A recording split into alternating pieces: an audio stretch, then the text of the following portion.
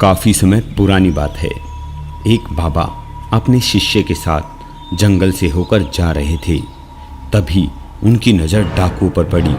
बाबा ने डाकुओं को देखकर अपने शिष्य चूचू से कहा, ओह चूचू, आगे से तो डाकू आ गए हैं, ये हमें जिंदा नहीं छोड़ेंगे, अब क्या करें? इतने में डाकू बाबा के और उसके शिष्य के और भी पास में आ जाते हैं। हा हा हा, बुढ़े, तुम्हारे पास जो भी है वो निकाल दो। डाकू भाई, हमारे पास कोई रुपया पैसा नहीं है, हमें जाने दो। हा हा हा, तुम्हारे पास धन नहीं है? इन भोली बातों से और सादा भेष से तुम किसे धोखा दे रहे हो बाबा? मैं सब जानता हूँ कि तुम्हारे पास धन है, और अगर मान लो कि तुम्हारे पास धन नहीं भी है तो तुम्हारा ये शिष्य तो है ना, ये तुम्हारे घर जाकर धन ले आएगा। हा हा हा हा। डाकुओं ने बाबा को एक पेड़ से बांध दिया।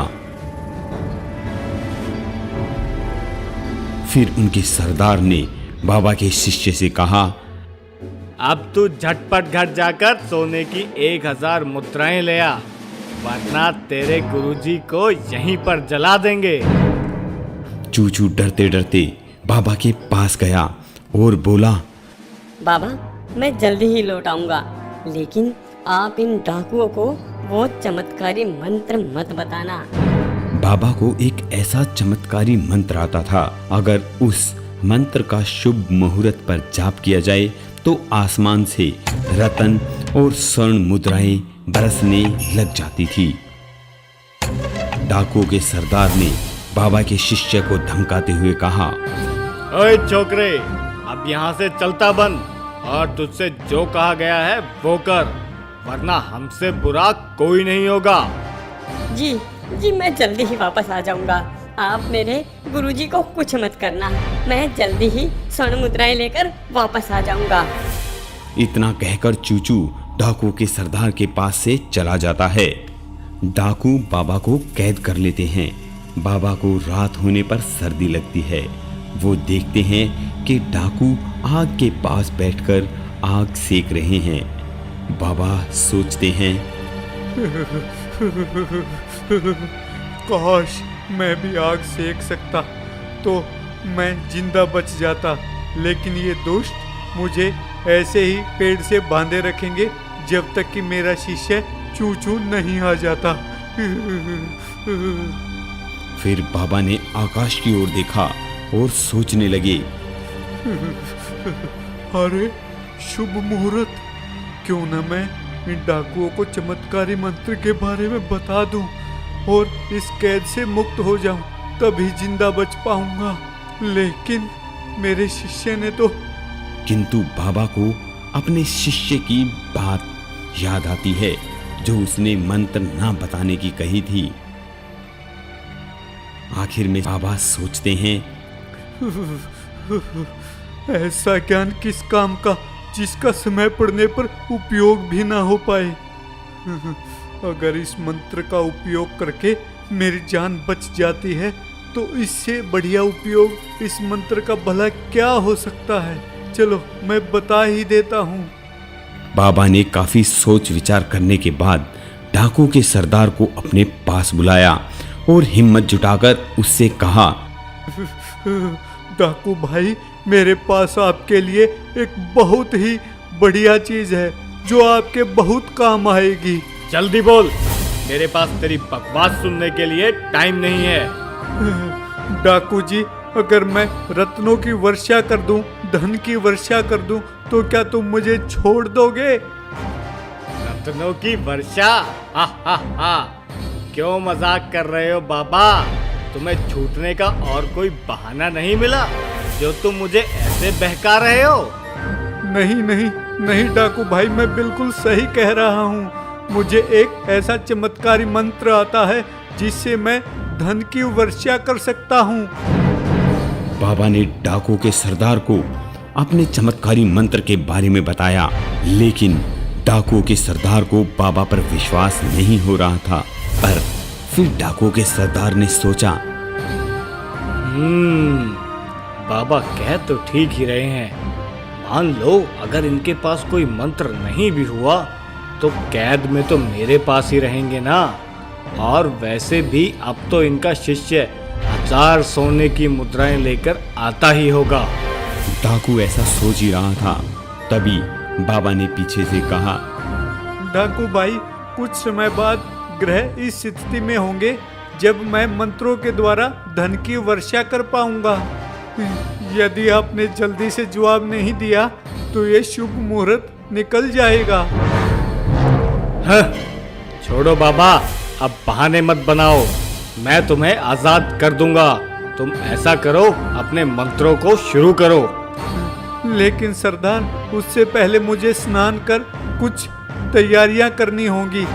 हाँ ठीक है, लेकिन याद रहे अगर तुमने कोई भी चालाकी दिखाने की कोशिश की तो अपनी जान से हाथ धो बैठोगे। डाकुओं के सरदार ने बाबा को धमकाया।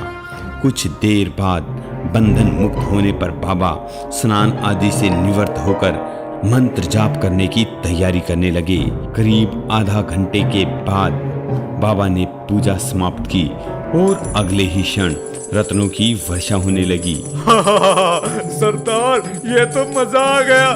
चारों तरफ से धन की वर्षा हो रही है। अब तो हम माला माल हो जाएंगे। सरदार, मजा आ गया। साथियों, ऐसा करो, इस सारे सोने को इकट्ठा करके एक बक्से में डाल लो। एक भी रतन बचना नहीं चाहिए। जाओ, सारा सोना इकट्ठा कर लो, एक जगह पर ले आओ सारा का सारा। फिर गब्बर सिंह बाबा के पास आया और कहने लगा, शाबाश, अब तुम जा सकते हो। बाबा ने मन ही मन सोचा, चलो, अच्छा हुआ जो मैंने अपने शिष्य की बात नहीं मानी, नहीं तो मुझे जान का खतरा था। पता नहीं मुझे कहां फंसा के चला गया मूर्ख। अब सुबह होने वाली थी। जैसे ही बाबा वहां से निकलने वाले थे, तभी एक दूसरा डाकुओं का गिरोह वहां आ पहुंचा, जिसका सरदार था भैरव सिंह। वो गब्बर सिंह से भी तगड़ा था। खबरदार, जो कोई भी अपनी जगह से हिला तो सरदार भैरव सिंह के आदमियों ने तुम लोगों को चारों तरफ से घेर लिया है। कोई भी नहीं बचेगा अगर कोई भी हिला तो। गब्बर सिंह ने भैरव सिंह से पूछा, ठहरो भैरव सिंह, पहले तुम ये बताओ कि तुम ये कर क्यों रहे हो? ये भी कोई पूछने की बात है? अब तुम्हारे पास जितना भी धन है वो मेरा हुआ। तभी गब्बर सिंह कहता है, बस इतनी सी बात है भैरव सिंह? फिर तो तुम्हें इन बाबा जी को अपने काबू में करना चाहिए, क्योंकि अंडों के लिए मुर्गी को नहीं काटा जाता बल्कि उसे पाला जाता है। अबे चुप! अगर और मजाक किया तो इस पेड़ पर उल्टे लटकते नजर आओगे। भला ये पोंगा बाबा मेरे किस काम का? अरे नहीं भैरव सिंह, ये बाबा बहुत ही गुणवान है। इन्हें एक ऐसा मंत्र आता है जिससे आसमान से हीरे और मोती बरसते हैं। हमें ये सारा धन इन्हीं की बदौलत तो मिला है। भैरव सिंह कुछ देर तक सोचता रहा, फिर उसने निर्णायक स्वर में कहा, तो ठीक है, हम तुम्हें छोड़ देते हैं, लेकिन इस बाबा को हम अपने साथ ही रखेंगे। ऐसा कहते हुए गब्बर सिंह सारा धन लेकर वहां से चला जाता है।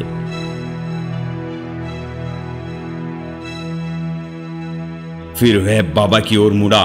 बुढ़े, क्या तुम धन के बरसात कर सकते हो? लेकिन उसके लिए 1 वर्ष का इंतजार करना पड़ेगा। बुढ़े, मुझे बेवकूफ मत बनाओ। मुझे ये धन अभी चाहिए है। जी सरदार, मुझे माफ कर दीजिए, लेकिन अब मैं धन की वर्षा नहीं कर पाऊंगा, क्योंकि यह मंत्र सिर्फ एक विशेष मुहूर्त पर ही काम करता है, जो कि अब 1 वर्ष बाद ही आएगा। बाबा ने दयनीय स्वर में भैरव सिंह से कहा। यह सुनकर भैरव सिंह का पारा 7वें आसमान पर जा पहुंचा। झूठे ढोंगी, अब तुम मेरे हाथों से नहीं बचोगे। उसने जैसे ही पंडित जी को मारने की कोशिश की, तभी पंडित जी रोने लगे, चीखने लगे और बोले, भगवान के लिए मेरा विश्वास कीजिए, यह सिर्फ एक विशेष मुहूर्त में ही हो सकता है, नहीं तो मैं आपके लिए भी धन की वर्षा करवा देता। हमसे ही चालाकी। कहते कहते पंडित जी रोने लगे और साथ ही सोचने लगे, काश मैंने अपने शिष्य की बात मान ली होती तो आज मेरी जान बच जाती। किंतु भैरव सिंह को उस पर रहम नहीं आया और भैरव सिंह ने बाबा का टेटुआ दबा दिया। बाबा कुछ देर छटपटाकर ईश्वर को प्यारे हो गए। उसके बाद भैरव सिंह बोला, जल्दी चलो, उन कुत्तों का पीछा करते हैं जो हमारी आंखों में धूल झोंक कर भाग गए। अभी वो ज्यादा दूर नहीं गए होंगे। इस बूढ़े को हमारे पास छोड़कर सारा धन लेकर भाग गए साले। डाकू भैरव सिंह तेज गति से उस दिशा में चल पड़ते हैं जिस दिशा में डाकू गब्बर सिंह गया था।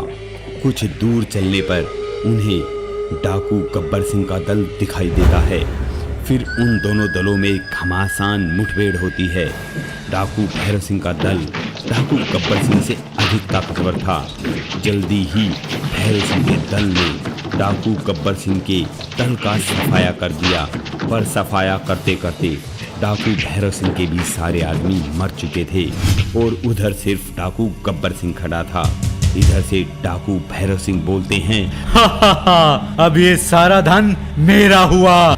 ये सुनकर डाकू गब्बर सिंह भी बोला, भैरव सिंह, मैं तुझे ये रतन ऐसे ही नहीं ले जाने दूंगा। इसके लिए तुझे मुझसे लड़ना पड़ेगा। अबे छुछंदर, तुमसे लड़ना कौन सी बड़ी बात है। देखो भैरव सिंह, अब तुम्हारा सारा दल मारा जा चुका है और मेरे भी सारे आदमी खत्म हो गए हैं। अब हमारा लड़ने से कोई फायदा नहीं। बेहतर यही होगा कि अब हम इस माल को आधा आधा बांट लें। गब्बर सिंह और भैरव सिंह दोनों की आपस में सलाह हो गई। भैरव सिंह कुछ देर तक सोचता रहा, फिर दोनों ने आपस में मित्रता करने का संकल्प लिया और खजाने को एक पेड़ के तने के पास छुपा दिया। तभी डाकू भैरव सिंह कहता है, अरे दोस्त, मुझे बहुत भूख लगी है, चलो कुछ खा लेते हैं। इतने बड़े खजाने की रक्षा के लिए हम दोनों में से किसी एक को तो यहाँ पर रहना ही चाहिए। तो ठीक है, तुम खाना लेकर आओ, मैं यहीं रुकूंगा, जल्दी आना। गब्बर सिंह भोजन पानी की व्यवस्था करने चला गया। अब भैरव सिंह अकेला रह गया। उसने सोचा, क्यों ना मैं गब्बर सिंह को मारकर इस खजाने का अकेला ही मालिक बन जाऊं। फिर वह एक चट्टान के पीछे छिपकर बैठ गया। अब जैसे ही गब्बर सिंह आएगा मैं उसे मार दूंगा और फिर सारा खजाना मेरा, मैं सारे खजाने का मालिक होऊंगा। उधर गब्बर सिंह भोजन सामग्री लेकर वापस आ रहा था। रास्ते में उसने सोचा, पहले मैं अपना पेट भर लेता हूँ, उसके बाद जो खाना बचेगा वो मैं अपने दोस्त के लिए ले जाऊंगा। और वैसे भी वो मेरा किस बात का दोस्त हुआ, मैं उसके साथ अपनी दोस्ती हरगिज़ नहीं रखूंगा, चाहे वो खजाने के मामले में हो या खाने के मामले में। उसको तो मैं अपने रास्ते से हटाकर ही रहूंगा। ऐसा सोचकर फिर क्या था, डाकू गब्बर सिंह ने बचे हुए भोजन में जहर मिला दिया और मंजिल की ओर चल दिया। जैसे ही गब्बर सिंह वहां पहुंचा, तभी भैरव सिंह ने पीछे से आकर वार कर दिया। एक ही वार में गब्बर सिंह ढेर हो गया।